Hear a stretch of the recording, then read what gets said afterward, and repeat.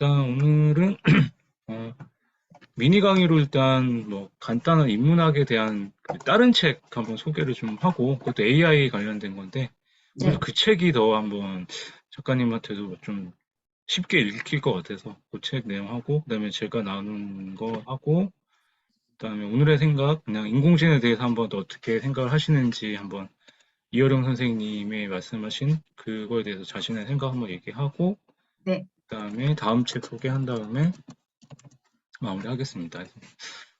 시간은 한 20분에서 한 30분 안쪽으로 좀 해볼게요. 네. 네. 네. 일단은, 감사드리고요. 어, 제가, 제 컴퓨터가 좀, 일단 이 책인데요.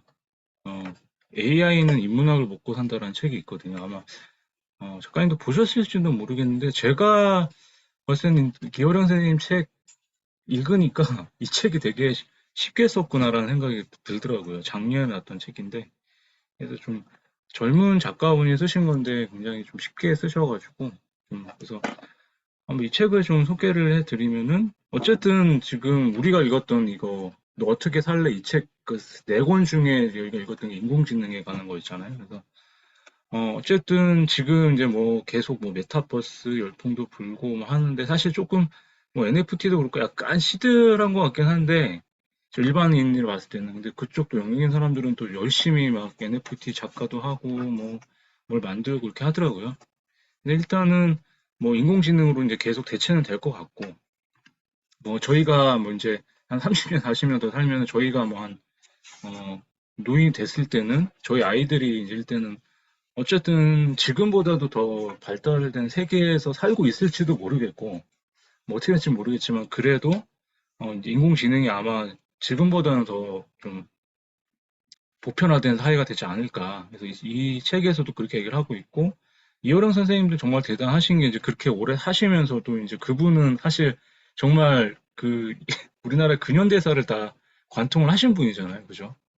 돌아가실 때도 어쨌든 이런 우리나라의 발전을 다 보고 사셨기 때문에 그래서 아마 그 디지로그라는 말을 또 남기셔가지고 아날로그와 디지털을 이제 융합을 했고 저나 작가님도 뭐 사실 어렸을 때만 해도 아날로그 감성에서 조금 이제 막 디지털 감성을 또 저희는 다 경험했던 세대니까 아마 좀 그게 이해가 되실 거고 근데 이제 어쨌든 이런 이제 기계화된 문명에서 쉽게 얘기하면은 어쨌든 AI로 넘어가게 되면 세상은 편해지지만 조금 이제 이게 기계가 AI가 이제 대체되는 세상에서 우리가 할 수 있는 게 뭘까 그럼 인간이 그것을 키우는 게 인문학이라 해가지고 사실 인문학 열풍이 불었던 게 이런 이유도 있잖아요. 그래서 그러면 인문학이라는 게 일단은 계속 뭐 공부를 하고 있지만 앞으로 미래 시대의 인문학도 어떻게 결부가 되겠냐. 그래서 이 책에서는 좀 그렇게 좀 아마 이런 시대적인 분위기에 따라서 인공지능과 인문학을 합쳤던 것 같아요. 그래서 이 책에서도 이런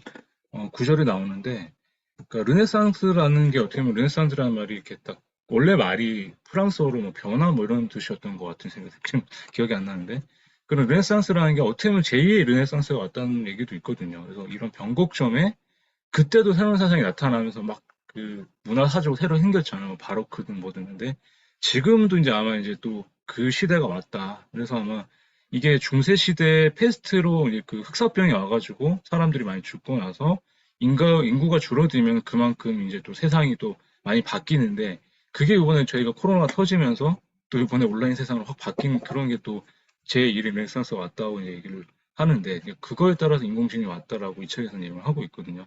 그래서 결국에는 그 인공지능 시대에도 이 사람이 얘기하는 게 사회가 요구하는 것 이상의 스스로 자신의 길을 개척하는 선구자. 그러니까 결국에는 사람만이 할 수 있는 것, 그냥 그런 대체되는 거를 갖고 인공지능이 물론 다 대처를 할 수 있겠지만 우리가 인간만이 할 수 있는 그런 영역도 있을 거 아니에요. 그래서 그런 가치를 만들어낸 사람이 아마 인문학 공부를 통해서 승리를 할 것이다. 그래서 저는 아마 이런 선생님이 이 책을 통해서 얘기를 하고 싶었던 것도 그냥 어쨌든 디지로그라는 얘기를 하고 있지만 결국에는 인간이 또 할 수 있는 영역이 있기 때문에 저는 그렇게 생각을 했거든요. 그 때문에 그래서 요새 사람들이 가장 많이 하는 게 저는 사실 제가 힘들어서 글을 쓰고 책을 읽고 했던 건데, 사실 인공지능 시대에 가장 이게 융합하고 이게 좋은 능력이 문해력을 키우는 거라고 하잖아요. 거기에 이제 문해력을 키우는 게 읽고 쓰고, 그다음에 생각하고, 그다음에 산책하고, 걷고 뭐 이런 것들을 통해서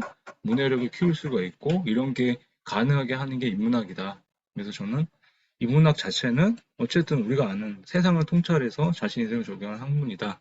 이렇게 생각을 하고 싶어요. 그래서 저는 제가 이 책을 통해서 어떻게 살래 그까지 좀 결부가 됐는데, 저는 네 가지 질문을 그냥 하나로 오늘 그냥 말씀을 드리면은, 어떻게 살래 그 책에서 느꼈던 거는, 일단 이효령 선생님의 그 통찰력은 사실 뭐 이렇게 쉽게 쓰신 것 같지만 사실 책이 되게 어려웠어요, 저도. 워낙 이런 선생님이 약간 또 나이가 있으시기도 하고, 워낙 또 아는 것도 많은데, 약간 좀 표현을 어렵게 하는 건 있잖아요, 그 약간 보시고. 그래서 그거를 좀 하는데 조금 저도 어려웠는데, 그냥 거기서 하고 싶었던 얘기는 저는 이제 어쨌든 인공지능 시대에 살아남기 위해서는 인간만이 할 수 있는 영역이 있는데, 그거를 가지고 우리가 같이 결부를 시키든 아니면은 인공지능대로 가되 우리가 할 수 있는 부분만 좀 하면 어떨까. 그래서 그렇게 저는 그 책을 읽고 그렇게 생각이 들었습니다. 사실 저도 너무 어렵다 보니까 그렇게밖에 좀 말씀을 못 드릴 것 같아요. 그래서 저는 여기까지 하고 저는 작가님 조금만 공유하고 제가 넘겨드릴게요. 네. 어, 저도 네네. 어떠셨어요? 책, 책 처음에 독서노트 올렸던 딱 그 부분까지만 읽고 뒤에 아예 못 읽어가지고 사실 내용은 아예 모르는데 네네. 처음 나왔던 그 부분에서는 이제 한국인이 뿌리? 네네. 뿌리 같은 거를 이제는 보통은 생각을 안 하고 있는 부분인데 네네. 그런 한국인의 뿌리나 그런 기본적인 그 처음에 그 근원지에 대해서 풀어주신 것 같아가지고, 네.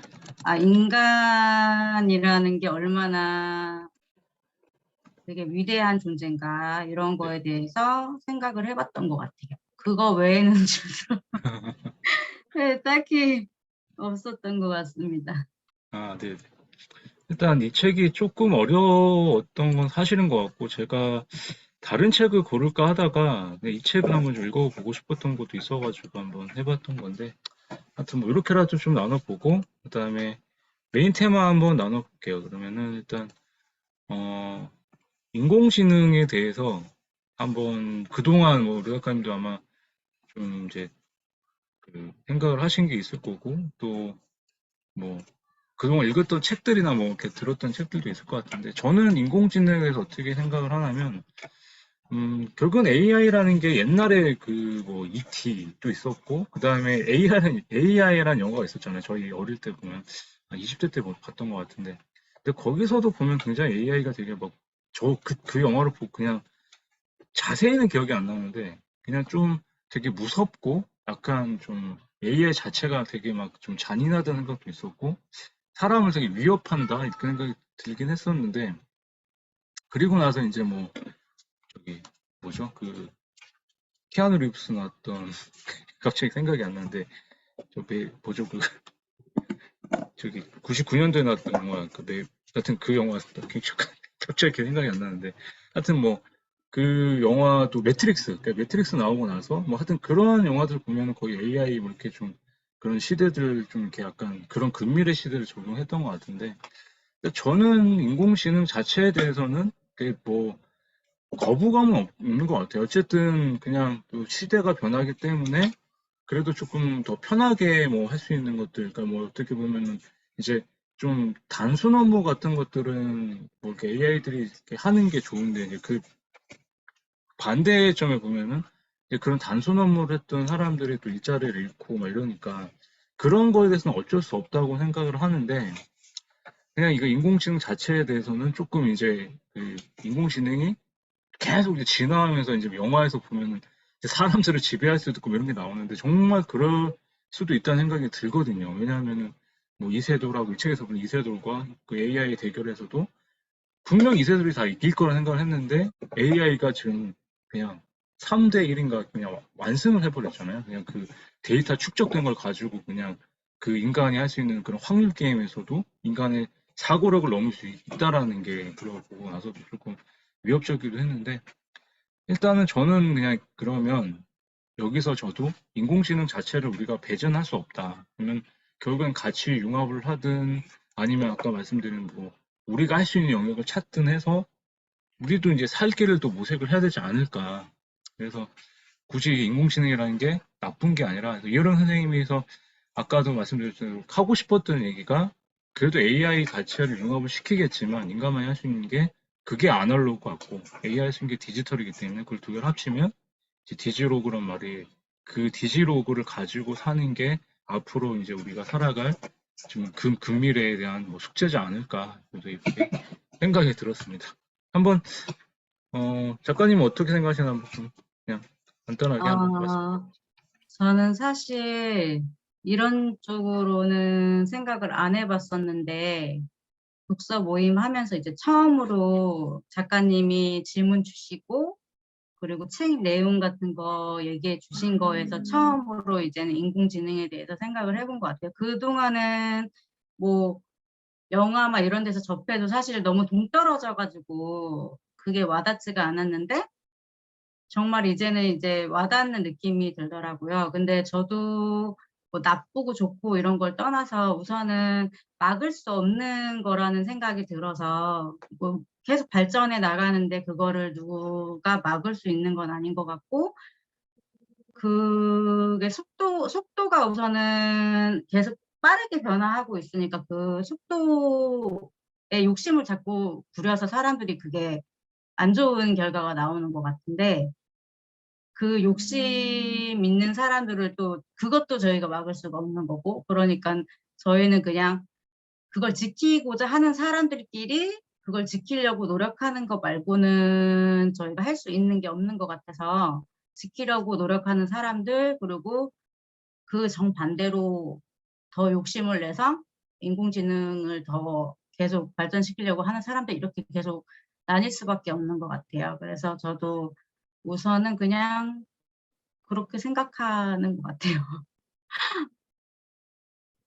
조금 어려운 주제라서 사실은 이게 그렇죠. 그래서 아마 이렇게 나눴던 것 같은데 그래도 일단은 한번 뭐 이 책도 뭐 계속 어렵다고 안 읽을 책은 아닌데 사실 근데 좀 이 책은 사실 저도 이 한국인 시리즈 네 권 자체가 좀 다시 한번 보긴 봤는데 약간 추천을 좀 하고 싶지 않아요. 사실 너무 어렵기도 하고 약간 정말 관심 있는 사람이 아니면은 좀 대중적이진 않을 것 같다는 생각이 들어서 오히려 앞에 두 책이 조금 이제 이어령 선생님이 하고자 했던 여의 인문학에 가까웠던 책 같고 내일부터 이걸 눈물 한 방울 책 자체도 이제 정말 이어령 선생님이 이제 쓴 본인의 이제 산문집이다 보니까 조금 더 아마 이 삶과 죽음에 대해서 조금 더 이제 아마 알 것 같아서 이렇게 말씀을 드렸고 그 다음에 이제 다음 달에 아까 한번 말씀드렸던 게 이제 아마 이 네 권 자체가 너무 어렵다 보니까